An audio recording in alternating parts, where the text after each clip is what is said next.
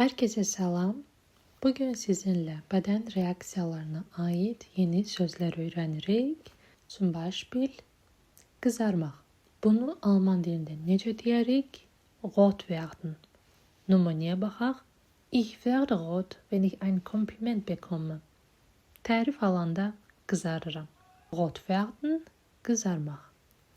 İkinci nümunə titremək. Alman dilində necə deyirik? Zittern. Numunəyə baxaq. Vor Angst zitterten meine Hände. Qorxudan əllərim titrəyirdi. Üçüncü nümunə tər basmaq. Bunu Alman dilində necə deyirik? Schweißausbruch haben. Numunəyə baxaq.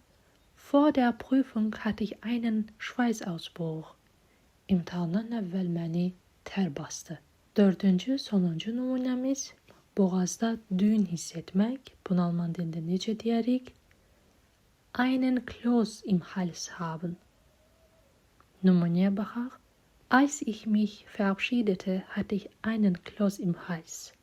Sağollaşanda boğazım düyümləndi.